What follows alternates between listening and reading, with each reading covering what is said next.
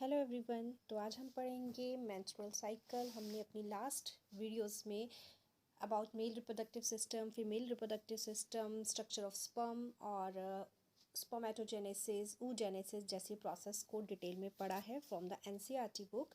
Now we will going to discuss menstrual cycle. तो menstrual cycle basically है क्या? ये एक साइकिल है, मतलब एक साइक्लिक फॉर्म चल रही है जिसमें यूट्रस, एक बहुत ही सिंपल लैंग्वेज में आपको समझा रही हूँ कि जिसमें यूट्रस पर मंथ अपने आप को प्रिपेयर करता है फॉर द फर्टिलाइजेशन और इम्प्लांटेशन। तो यूट्रस जब अपने आप को प्रिपेयर करता है इसलिए कि फर्टिलाइजेशन होगा, या अगर फर्टिलाइजेशन होता है तो जो फर्टिलाइज्ड एग होगा, जो एम्ब्रियो बनेगा, उसको इम्प्लांट करने के लिए वो कुछ चेंजेस पर मंथ अपने आप में करता है। उस चेंजेस को ही हम क्या कहते हैं? मेंस्ट्रुअल साइकिल कहते हैं। अब इस साइकिल में क्या है? 4 फेजेस हैं। ठीक है। कब स्टार्ट होती है ये मेंस्ट्रुअल फेज? कब स्टार्ट होती है? प्यूबर्टी एज में जाकर के गर्ल्स में स्टार्ट होती है और अप्रॉक्स 45 टू 55 ईयर्स तक चलती है।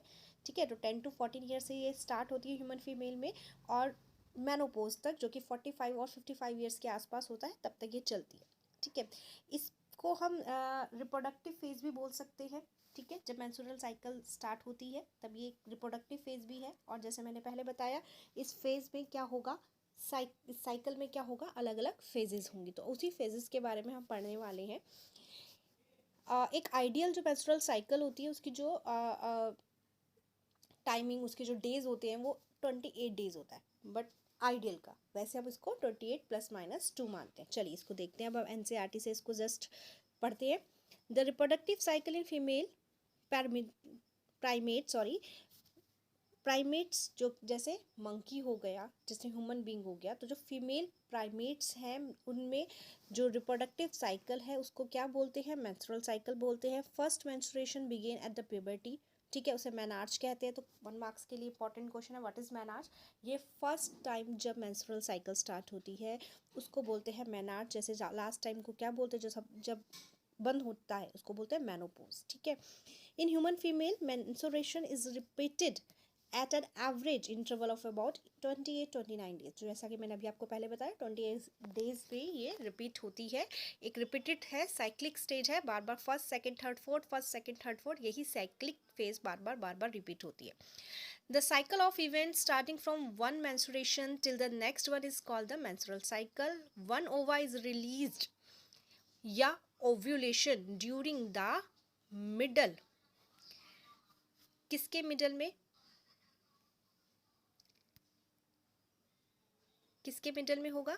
ये होगा मेंस्ट्रुएशन साइकिल के मिडल में। ठीक है। तो क्या है, ओवरी ने ओवा प्रोड्यूस किया है, इसलिए प्रोड्यूस किया है कि अगर वहाँ स्पर्म प्रेजेंट होगा तो फर्टिलाइजेशन हो सके। तो वो जो ओवा उसने प्रोड्यूस किया है वो ओवा वो कब प्रोड्यूस कर रही है? ओवरी। ओवरी हर मेंस्ट्रुअल साइकिल के जस्ट मिडल में, ठीक है, जस्ट मिडल में ओव्यूलेशन करती है, ओवा रिलीज करती है। The major event of menstrual cycle are, जो है हमारी फिगर 3.9 जो कि ये दे रखी है, इट्स इंपॉर्टेंट फिगर, इंपॉर्टेंट एक ग्राफ के थ्रू हमें इसमें जो भी हार्मोन लेवल चेंज हो रहे हैं, ओवरी में कौन से हार्मोन रिलीज हो रहे हैं, यूट्रस में क्या इवेंट्स हो रहे हैं कि उसकी जो वॉल्स है वो ग्लैंडुलर हो रही है, कौन सा हार्मोन पीक पे जा रहा है, कौन सा कम हो रहा है, ये सब डिटेल इसमें हमें दे रखी है। इसे हमें स्टडी करके ही एग्जाम में जाना है, कई बार ये एग्जाम में आ भी जाता है। चलिए दोबारा से स्टार्ट करते हैं अपना। The cycle starts with the menstrual phase. तो फर्स्ट फेज कौन सी बताई हुई है यहाँ पे? Menstrual phase. अब आप देखिएगा, अगर आप एनसीईआरटी से पढ़ रहे हैं तो यहाँ फर्स्ट फेज मेंस्ट्रुअल फेज बताई है, अगर आप कोई साइड बुक लेते हैं तो वहाँ पे कोई दूसरी बताई हो सकती है। एक्चुअल में क्या है, ये साइक्लिक फेज है। तो साइक्लिक में कोई भी फर्स्ट सेकंड थर्ड फोर्थ नहीं है, एक के बाद दूसरा, दूसरे के बाद नेक्स्ट, उसके बाद नेक्स्ट, और फिर से वही फर्स्ट वाला आ जाएगा। तो ये तो एक साइक्लिक फेज है, कहीं से भी इसको पढ़ना स्टार्ट कर दे। ठीक है। तो जैसे अगर हम मॉडर्न एबीसी की बात करें तो वहाँ पे जो फर्स्ट फेज बता रखी है वो फॉलिकुलर फेज बता रखी है, और मेंस्ट्रुअल फेज को लास्ट फेज बता रखा है। तो उससे कोई फर्क नहीं पड़ता है, आप जिस भी बुक से पढ़ रहे हैं उसी को बस रीड कीजिएगा, अच्छे से पढ़िएगा तो उससे आप क्लियर रहेगा। अलग अलग बुक से इस टॉपिक को मत पढ़ना। तो फर्स्ट फेज यहाँ पे कौन सी बताई हुई है? मेंस्ट्रुअल। ठीक है। तो मेंस्ट्रुअल फेज फर्स्ट फेज है, याद रखना। हम मेंस्ट्रुअल साइकिल पढ़ रहे हैं और उसमें आएंगी 4 फेजेस। अब हम मेंस्ट्रुअल साइकिल की नहीं, हम मेंस्ट्रुअल फेज की, उसमें एक particular phase that is menstrual phase की बात कर रहे हैं। When menstrual flow occur and it's last for 3 to 5 days, जिसे हम कहते हैं पीरियड्स, ठीक है। तो उसको क्या बोलते हैं, मेंस्ट्रुअल फेज बोलते हैं। उसमें मेंस्ट्रुअल फ्लो होता है जो 3 से 5 दिन तक चलता है। इस मेंस्ट्रुअल फ्लो से रिजल्ट क्यों, मतलब ये क्यों होता है मेंस्ट्रुअल फ्लो, ठीक है। पूरी साइकिल चली, उसके बाद ये मेंस्ट्रुअल फ्लो होता क्या है, because of the breakdown of endometrial lining of the uterus. जब मैंने फीमेल रिप्रोडक्टिव सिस्टम पढ़ाया था, आप लोगों को याद होगा, उसमें यूट्रस की 3 लेयर्स थी, ठीक है। एक पेरीमेटीरियम, एंडोमेटीरियम, मायोमेटीरियम। उसमें हमने पढ़ा था कि कौन सी लेयर्स में कॉन्ट्रैक्शन स्टार्ट होता है at a time of delivery और लेबर पेन, और कौन सी लेयर जो है वो अपने आप को प्रिपेयर करती है फॉर द इम्प्लांटेशन। तो कौन सी प्रिपेयर करती है, एंडोमेटीरियल। और जब इम्प्लांटेशन नहीं होता, जब फर्टिलाइजेशन नहीं होता, तो इम्प्लांटेशन भी नहीं होगा। और जब इम्प्लांटेशन नहीं होगा तो जो एंडोमेटीरियल ने अपने आप को प्रिपेयर किया था फॉर द इम्प्लांटेशन, अब उसको बने रहने की ज़रूरत ही नहीं है, ठीक है। तो हमने इसको फेज को कहाँ से स्टार्ट किया कि सपोज ओव्यूलेशन हो गया है, वो भी हम पढ़ेंगे। सपोज इम्प्लांटेशन नहीं हुआ क्योंकि फर्टिलाइजेशन नहीं हुआ था, जाइगोट नहीं बना, एम्ब्रियो नहीं बना, इसलिए इम्प्लांटेशन की ज़रूरत नहीं पड़ी। और जब इम्प्लांटेशन की ज़रूरत नहीं पड़ी तो जो एंडोमेटीरियल है वो धीरे धीरे क्या हो जाएगी, डीजनरेट होना शुरू हो जाएगी, वो ब्रेक डाउन होना स्टार्ट हो जाएगा। And its blood vessels which form liquid that come out through vagina, ठीक है। तो ये क्या करेगा, कुछ लिक्विड, ठीक है, जो ब्लड, वहाँ पे ब्लड वेसल्स बनी थी। क्यों कि अगर इम्प्लांटेशन हो तो यूट्रस को, जो यूट्रस में जो इम्प्लांटेशन होगा उसमें जो एम्ब्रियो डेवलप हो रहा होगा उसको नरिशमेंट देने के लिए, ठीक है। वो ग्लैंडुलर हो रही थी, वो सब डीजनरेट होना शुरू हो गया है और सब वेजाइना के थ्रू बॉडी से बाहर निकल जाता है। Menstruation only occur if the released ओवा इज नॉट फर्टिलाइज्ड। पर ये स्टेज कब होगी, अगर जो ओवा रिलीज हुआ है उसका फर्टिलाइजेशन नहीं हुआ। अगर फर्टिलाइजेशन हो गया तो मेंस्ट्रुअल फेज नहीं आएगी, ठीक है। चलिए, lack of menstrual can be indicate of pregnancy. तो ऑब्वियसली अगर मेंस्ट्रुअल फेज नहीं आ रही है, मेंस्ट्रुअल फेज नहीं हो रही है, it means may be pregnancy conceive हो गई है। However it may also be cause due to some other underlying causes, ठीक है। कुछ और रीजंस की वजह से भी कई बार मेंस्ट्रुअल साइकिल में, फेज में सॉरी, डिले हो जाता है या नहीं होती है, जैसे कि स्ट्रेस हुआ, पूरा हेल्थ हुई, ठीक है, या और भी कोई रीज़न हो सकते हैं। Menstrual phase is followed by, अब सेकेंड फेज की बात करें। मेंस्ट्रुअल फेज के बाद जो दूसरी फेज आती है वो कौन सी है, वो है फॉलिकुलर फेज। आप प्लीज़ इन चीज़ों को अंडरलाइन करते रहना। फर्स्ट फेज हमने कौन सी पढ़ी, मेंस्ट्रुअल फेज, ठीक है। अब हम कौन सी सेकंड फेज जो हम स्टार्ट कर रहे हैं, that one is follicular phase. During this phase the primary follicle, हमने पढ़ा था primary, then convert secondary, then it's convert into tertiary and graafian, finally it's convert into graafian follicle. तो अभी हम क्या पढ़ रहे हैं कि जो प्राइमरी फॉलिकल है इन the ovary grow and become fully mature Graafian follicle. तो वो प्राइमरी, सेकेंडरी सबसे कन्वर्ट होता हुआ फाइनली ग्राफियन फॉलिकल में चेंज हो जाता है। कब, जब फॉलिकुलर फेज आती है तब, ठीक है।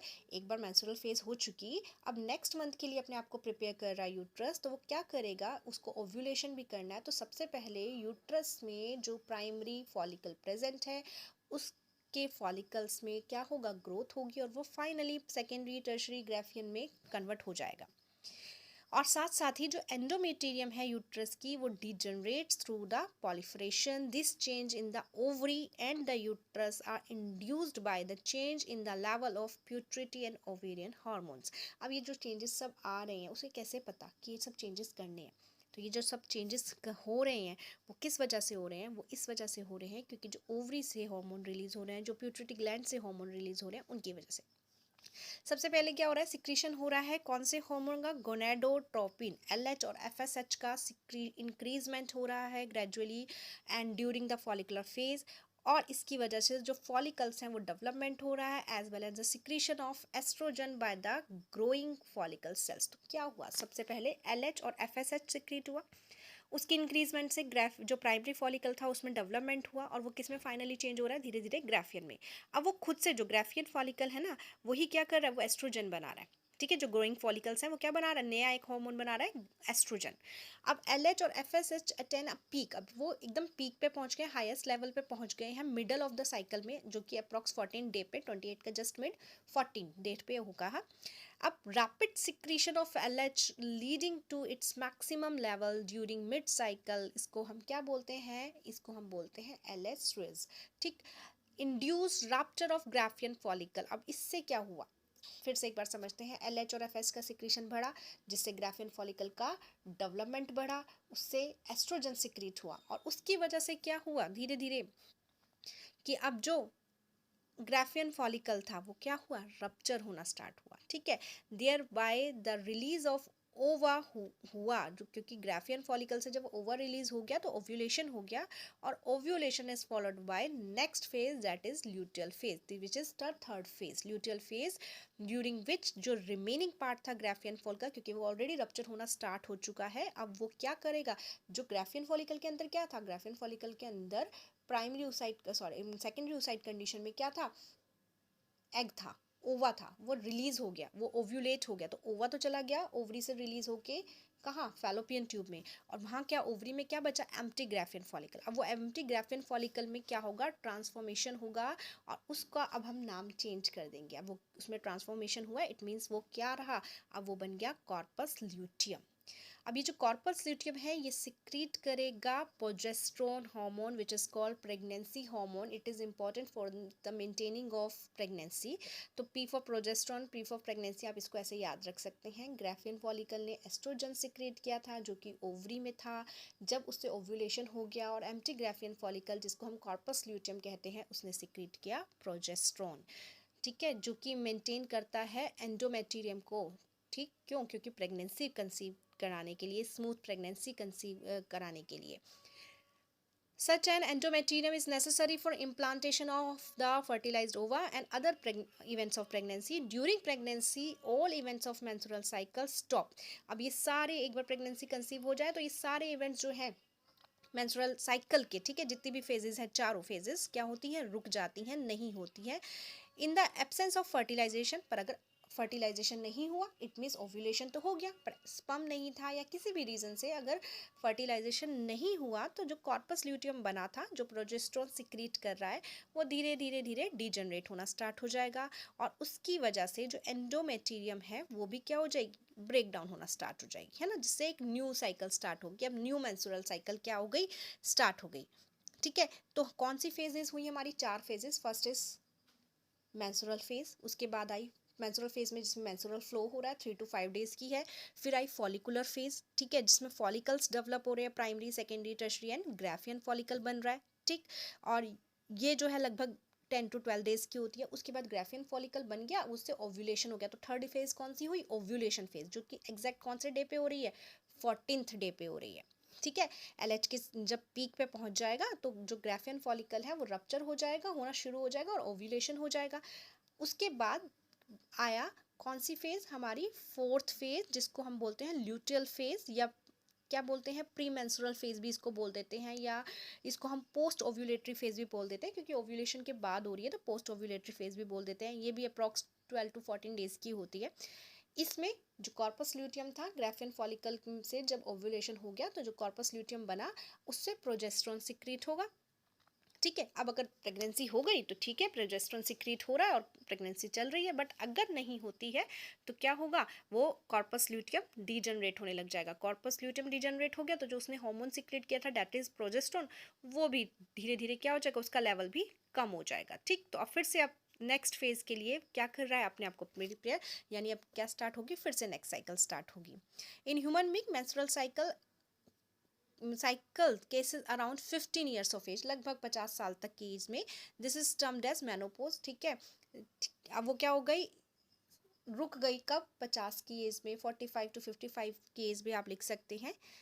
Cyclic menstruation is an indication of normal reproductive phase and extend between menarche and menopause. तो menarche फर्स्ट टाइम और menopause is जब वो लास्ट होती है। तो ठीक है, तो ये उन दोनों के बीच में चलती रहती है ये फेज, और ये कौन सी है, एक रिप्रोडक्टिव फेज है जिसको एक नॉर्मल रिप्रोडक्टिव फेज कहते हैं। तो अब हमारा जो नेक्स्ट टॉपिक हम पढ़ने वाले हैं वो हम एनसीईआरटी से ही पढ़ेंगे, जो कि क्या है, फर्टिलाइजेशन। ठीक है, फर्टिलाइजेशन और इम्प्लांटेशन हम पढ़ेंगे अपनी नेक्स्ट वीडियो में। Please like the video, subscribe the channel and share the video. Thank you.